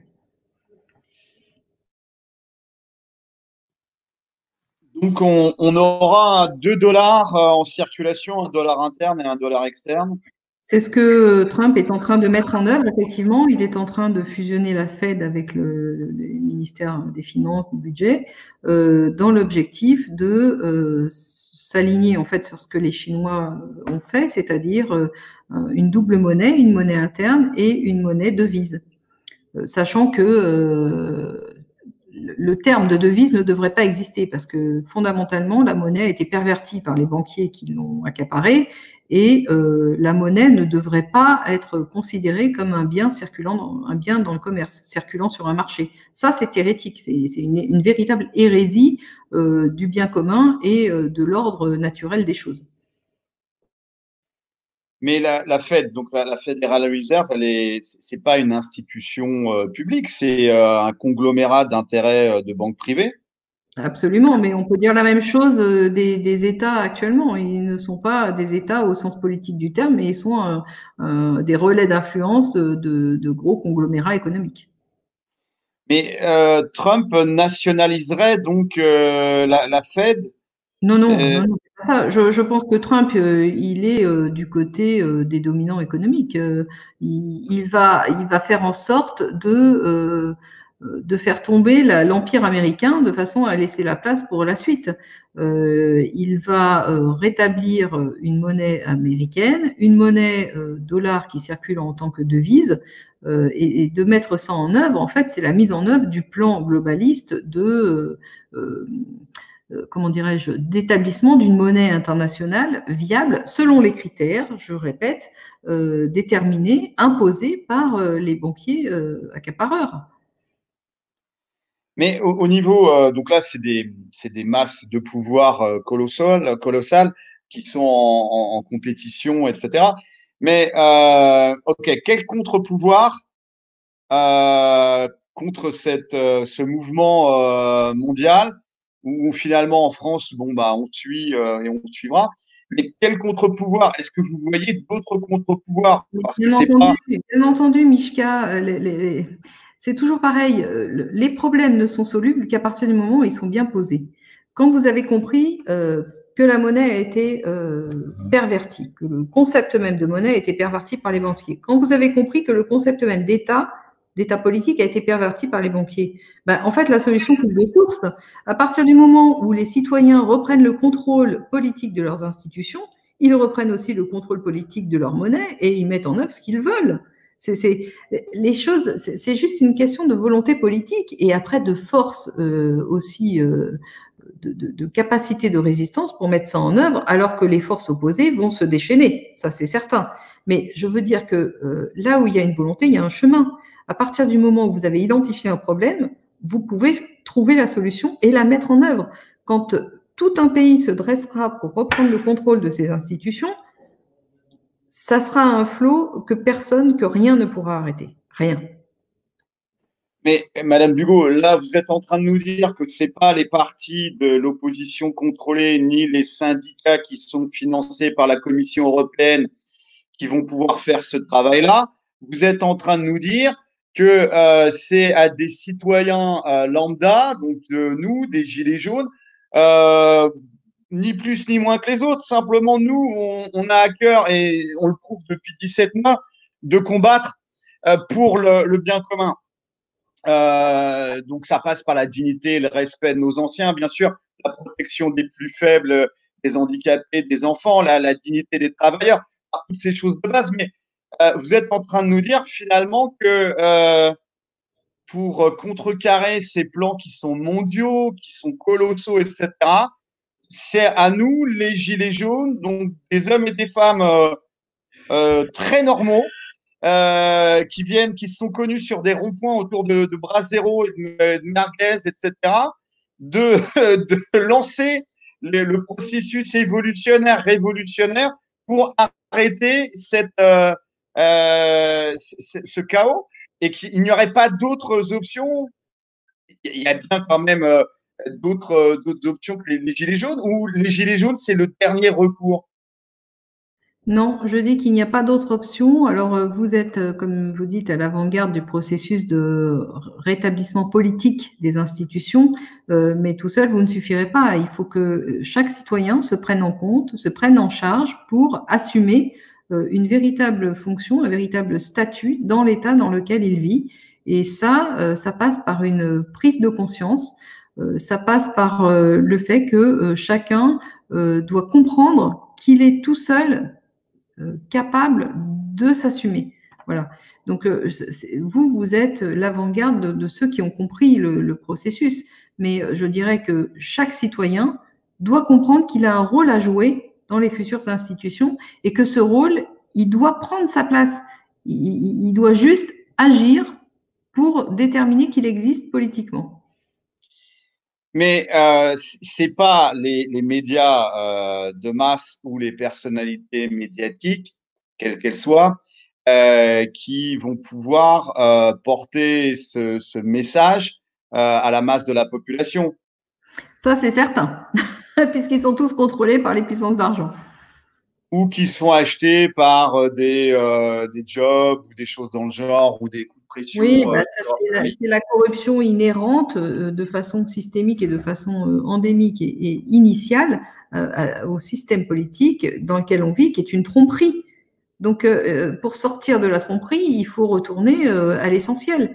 Et l'essentiel, c'est que, je reviens à ces histoires de collectif d'intérêt, parce que dans ce collectif d'intérêt, chaque citoyen peut trouver sa place et peut trouver un moyen d'expression politique pour montrer, pour se faire entendre, en fait. Donc, effectivement, il faut que les choses soient organisées, mais elles s'organisent naturellement avec les grandes lignes que j'ai déterminées dans mon livre et que vous avez compris et élucidées. Enfin, élucidées dans le sens où vous êtes capable de les mettre en œuvre, en tout cas d'expliquer aux gens que ça peut être mis en œuvre relativement facilement.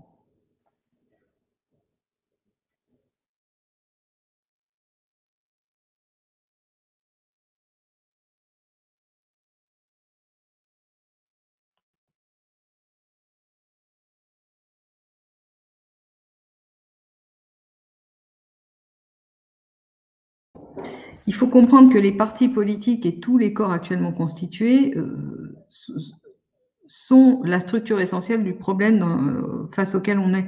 Donc, c'est ça qu'il faut changer. Tant que vous ne changez pas fondamentalement les racines, tant que vous ne coupez pas les racines, vous aurez toujours la résurgence des problèmes, sous une forme ou sous une autre, à un moment ou à un autre.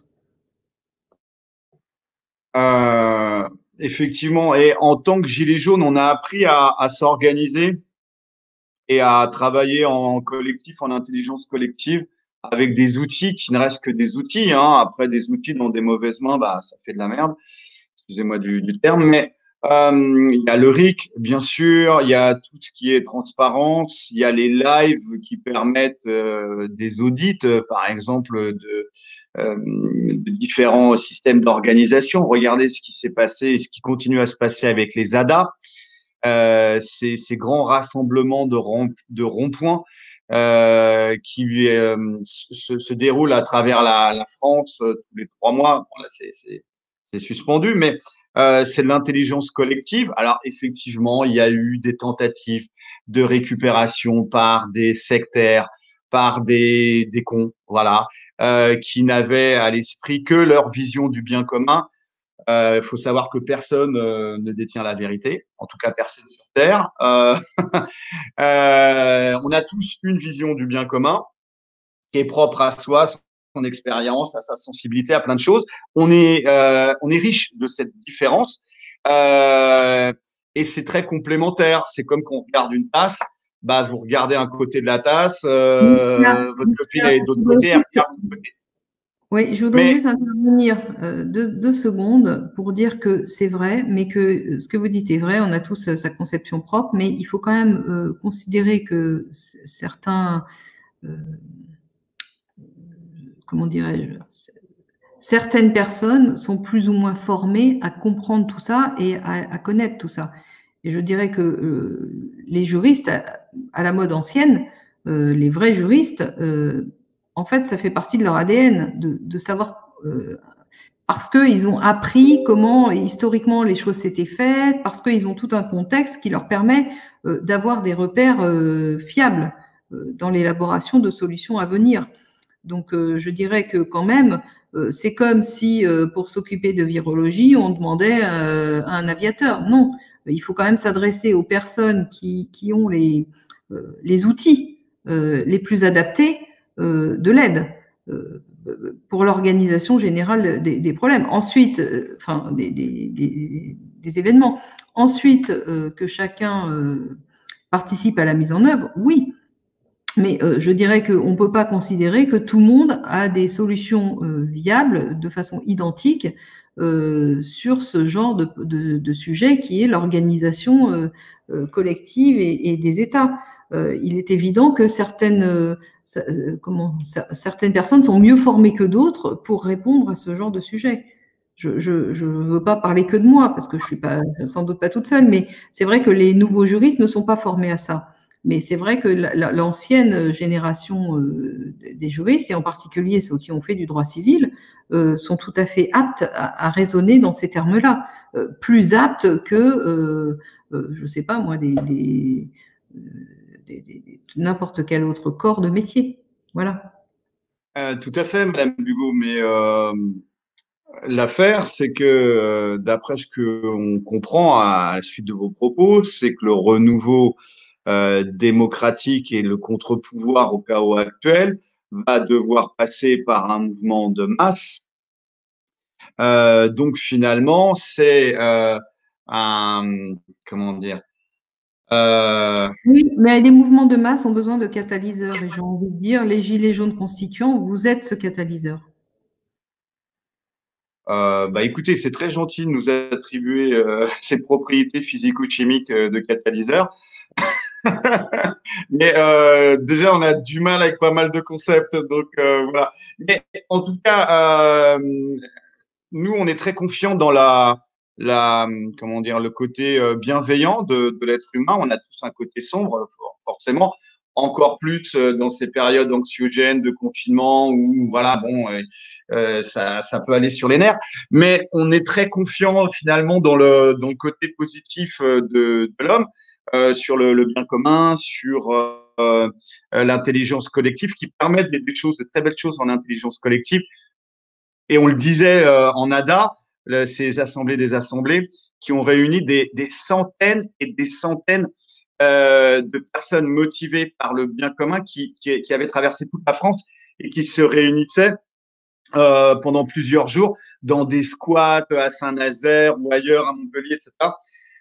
Donc une énergie formidable avec toujours des biais cognitifs, des biais de normalité ou d'autres biais, forcément, parce que il y a le passé qui fait qu'on est influencé. Mais même pour ceux qui ont essayé de récupérer ça pour des structures politiciennes, des structures dépassées de toute façon, on leur en veut pas. C'est humain, c'est la corruption. Vu que l'être humain est ce qu'il est, c'est pas tant la corruption, enfin, l'être humain qui a un problème. Oui, oui. Excusez-moi, mais c'est pas tant l'être humain qui a un problème, c'est le système qui favorise. Le système vicieux génère la corruption et même des gens normaux peuvent se faire corrompre. Alors que si vous instituez un système vertueux, eh bien, la vertu engendrera elle-même la vertu. Mais à partir du moment où vous partez sur un système qui est dès le départ vicieux, eh bien, la corruption, elle est, comment dirais-je, elle est mécanique. Elle va s'imposer d'une façon ou d'une autre. Mais les systèmes développés par les Gilets jaunes avec le temps, et ça a mis énormément de temps, toutes les AG, tous les systèmes de rétrocontrôle, le RIC, les RIC locaux même qui ont été mis en situation à Saint-Clair-du-Rhône, par exemple, mais toute cette démocratie directe, cette horizontalité, cette intelligence collective, ça marche. Et ça marche là quand même à grande échelle depuis plusieurs mois. C'est très encourageant en tant que laboratoire à grande échelle en fait d'un nouveau type de système plus vertueux que les systèmes classiques pyramidaux, opaques, qui sont la voie royale à la corruption, n'est-ce pas la CFDT et la CGT. Voilà, mais bon, on va pas tirer sur des Oui. ambulances. Ce que je voulais dire, Mishka, c'est que oui, mais là, on en est au préliminaire. C'est pas la même chose, ce que tu détailles là, ce qui existe aujourd'hui, n'est pas la même chose que d'être capable d'organiser toute une société sur le territoire français, par exemple.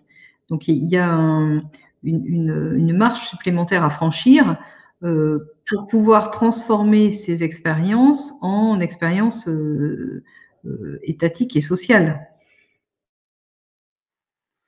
Complètement d'accord, mais sans l'étape gilet jaune de bienveillance et d'intelligence collective, il ne pourra pas y avoir d'autres étapes.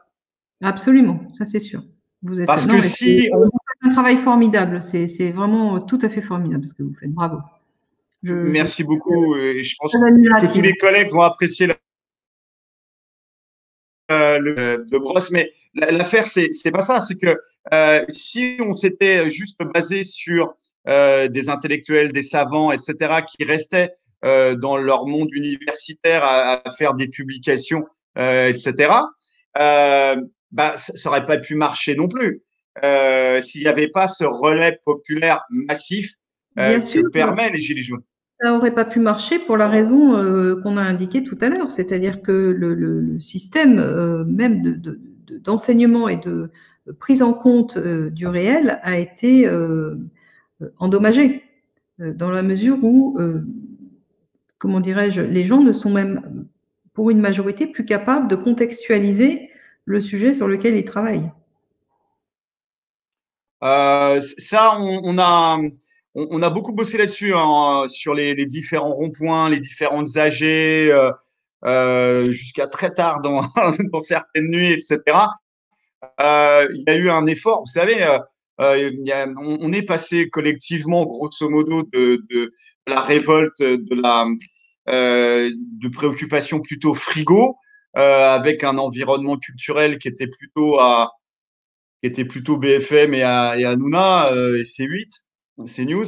Et là, on est passé en tant que gilet jaune à éplucher des bouquins d'intellectuels, à éplucher des vidéos. Alors quelquefois, on va un petit peu loin dans le complotisme, mais en tout cas, on est motivé par cette soif de comprendre et se réapproprier en fait le cadre d'analyse des choses qui nous arrivent dessus. Donc, et ça, l'éducation nationale nous avait pas du tout préparé à ça, mais même nous avait en fait désarmés. Hein. Mais bien sûr, c'est ça, c'est toute la force des systèmes, c'est d'asservir tous les, comment dirais-je, d'asservir les populations par tous les moyens possibles. Et il est vrai que cette décadence dans la capacité de mise en perspective, dans la capacité comment dirais-je, de raisonnement autonome et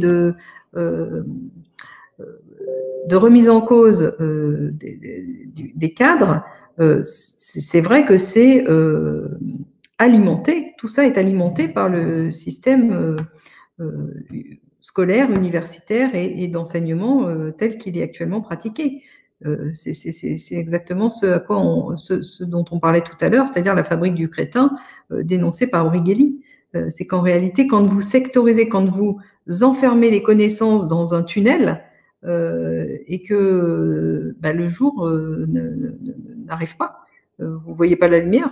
Il faut sortir du tunnel pour voir la lumière. Il faut sortir de la caverne pour contempler le vaste monde.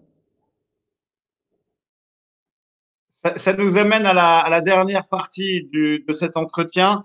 On est déjà à 1h40 d'entretien. Est-ce que cette pandémie, est-ce que vous avez des pistes pour étayer une réflexion sur le fait que cette pandémie avait été peut-être prévue par des exercices grandeur nature, peut-être avec Bill Gates ou autre. Est-ce qu'il y a des faits qui peuvent nous étayer dans cette thèse?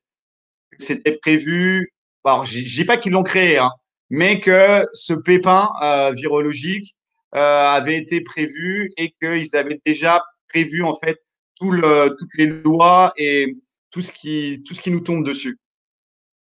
Mishka, vous trichez.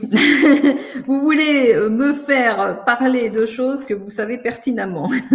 À l'automne 2019, une simulation a eu lieu sous l'égide du Centre Johns Hopkins pour la sécurité sanitaire, du Forum économique mondial et de la Fondation Bill et Melinda Gates, qui s'est appelée Event 201. Voilà.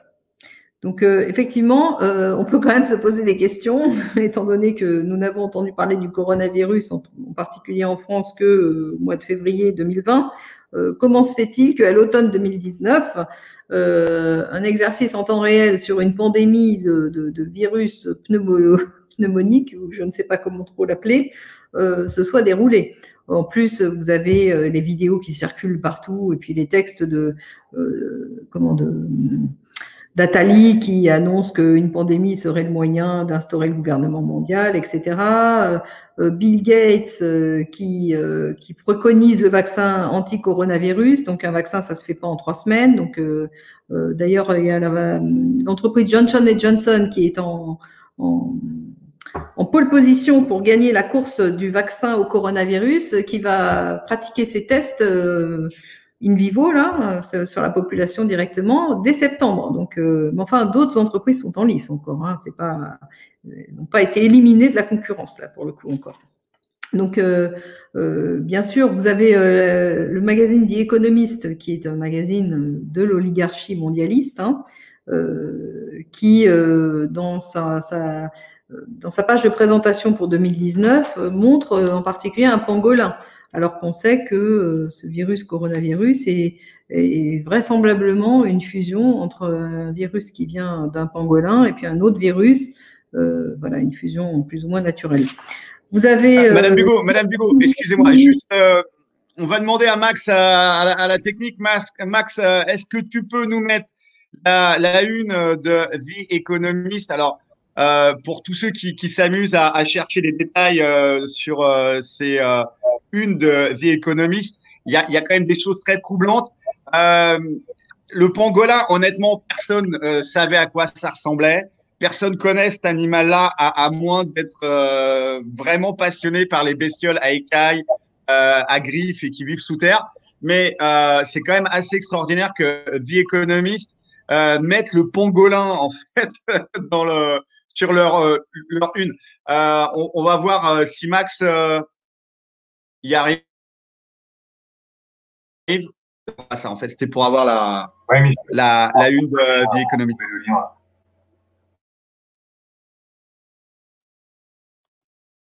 Ok, ben en tout cas, on voit que sur la une de The Economist, il y avait ce pangolin. Il y avait aussi des gilets jaunes. C'était peut-être sur la une de 2018. Donc, pourquoi on dit The Economist? Parce que c'est un journal de l'élite, qui parle à l'élite. quel est le profil sur les lecteurs de The Economist, à part les affreux complotistes Ouais. des Gilets jaunes? Non, mais The Economist est réputé pour avoir toujours prévu les événements géopolitiques et politiques avant qu'ils ne se produisent.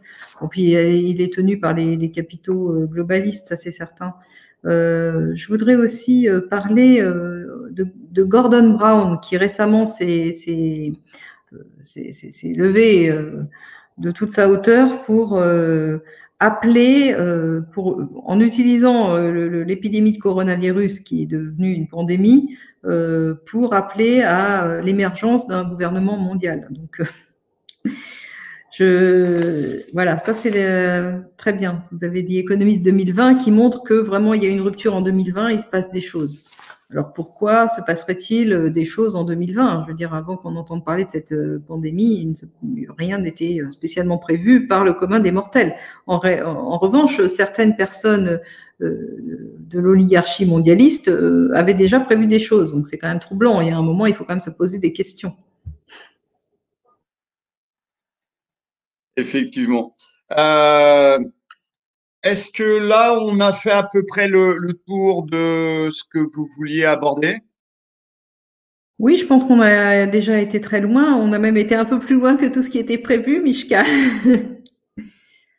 Oui, c'est effectivement, c'est 1h45 de live, c'est très long et fatigant.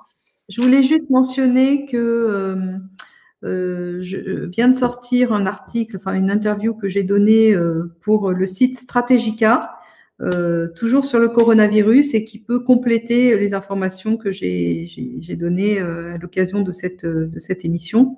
Donc, vous pouvez consulter le site internet de Strategica et vous aurez connaissance de cette interview par écrit que j'ai donnée au site et qui apporte des informations un peu complémentaires par rapport à celles orales données avec toi, Mishka. Vous avez été reprise par Zero Edge en anglais, en fait, qui a repris une publication de Asia Time, oui, aussi en anglais. L'article est écrit par le journaliste d'investigation Pepe Escobar, que je connais, et qui est un vrai journaliste d'investigation, pour le coup, quelqu'un de remarquable, et qui a compris qu'il se passait des choses très graves en France. Et on vous retrouve aussi, vos travaux sont relayés par le Sacker francophone, hein, c'est ça? Oui, absolument. Le Sacker francophone relaie la quasi-intégralité de mes écrits. Le Sacker francophone. Voilà. Madame Bugot, merci de toute cette intelligence que vous nous avez fournie. Ça va nous aider à réarmer notre intelligence pour le bien commun. Merci à la technique. Force et honneur, on ne lâche rien, bien évidemment. Et merci, merci Mishka. Merci Mishka, merci Hugo et merci Seb pour ce live. C'était excellent. Vous êtes la résistance, les amis, et plus que jamais, vous êtes les cadres de la résistance. Parce qu'avec ce niveau d'analyse, on a énormément de travail à faire. Voilà, et même confiné. Voilà, merci encore, Madame Bugot. À très bientôt. Merci la régie. Merci à vous, les jeunes. Bravo à vous. Courage et dignité.